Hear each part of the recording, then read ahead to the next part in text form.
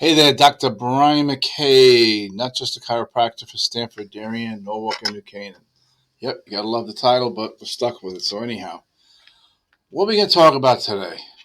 Have you ever heard of a term called frozen shoulder?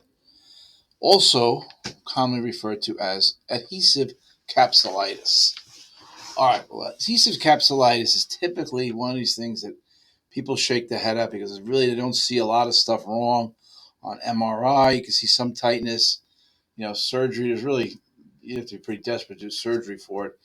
Problem is, though, it takes almost like a year, 18 months to really get over a frozen shoulder.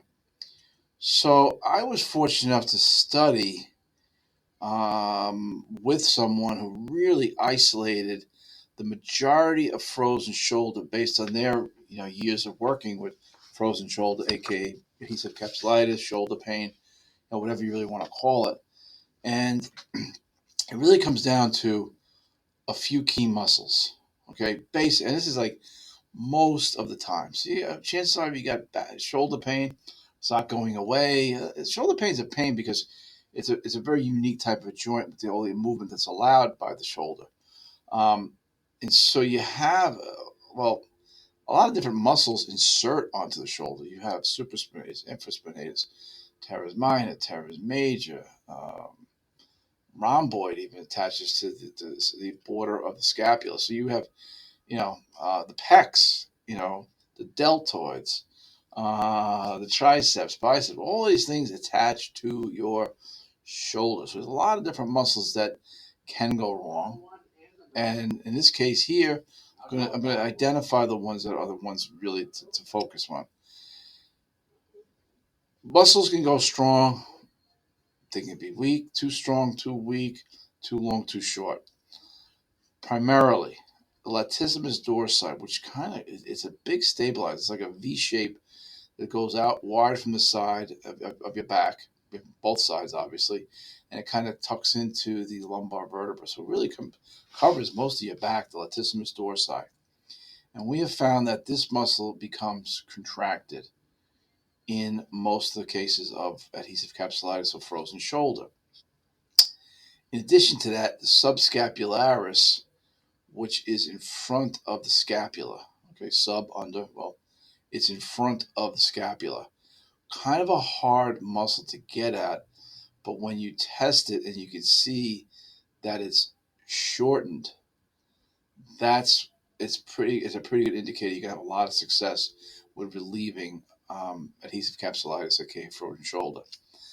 So what happens is there's certain tests we do. One, we have to see what kind of motion you have within the latissimus dorsi. It's basically raising your arm, bring your arms to your side and raising it above. The subscapularis is a little bit more difficult. It's almost like you have to put your arms up as if you're surrendering. And what happens here is you turn your arms backwards, and that's activating the subscapularis. So that's a key thing. It's not that easy to identify, but when you see that and there's loss of mobility there, what you basically have to do is go in through the axilla or the armpit and manually release the muscle as the person tries to bring their hand in the normal motion associated with the subscapularis. So it's pretty good. It's actually quite painful to do, but if someone's been in shoulder pain for a long period of time, it can have a profound effect in that it makes it go heal a lot faster. I mean, I've been nothing short of amazed at when I see people coming in. Now, supraspinatus. Take your hand, take your right hand, put it on your left shoulder, high up close to the neck, and slide your hand out to the shoulder.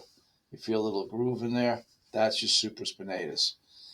Supraspinatus, typically we're going to find to be weak, and correcting that is typically we take a contact point on what's called the muscle spindle cells. And the muscle spindle cells will be stimulated as the person goes through a normal range of motion with a little bit of resistance. So I'm going to ask that person to put their arm out to the side and try to bring say it's their left hand down to their right knee in a slow, controlled fashion. And that's enough time to stimulate and reset these muscle spindle cells. And again, profound effect. Last but not least, the muscle that we see invariably is the middle deltoid. Now you got three heads of the delts. You have the anterior, posterior, and the middle. And more often than not, the middle deltoid is going to be the culprit. So that middle deltoid gets the brunt of it. And basically, if you just like swing your arm out to the side, that's the middle deltoid. And we have to do is we have to contact the deltoid tuberosity and bring that arm to your side in an effort to go ahead and stretch out and stimulate these mechanoreceptors in the belly of the muscle. So what happens is all these nerves feed back into the brain through a feedback loop. So when you correct it, you'd be surprised at how fast pain can go away. And so there is hope for adhesive capsulitis a lot quicker than just conventional physical therapy. I mean, physical therapy is great, but when it's not the right time, you have to apply it when it's proper. And the amount of time it takes to heal a frozen shoulder is ridiculous. So it's one of those things like, this method is called trigenics, also called active release. Very similar concepts, and what it does is it uses the muscles, but you also tap into the nervous system to reintegrate and solve basically some of these problems. All right, I'm Dr. Brian McKay, Core Health in Darien. My podcast, Not Just a Chiropractor for Stamford, Darien, Norwalk, Canaan. And I hope you've learned something about frozen shoulder, adhesive capsulitis. Talk to you soon. Have a great day. You have any questions? 203-656-3636. 203-656-3636. Thanks. Have a great day.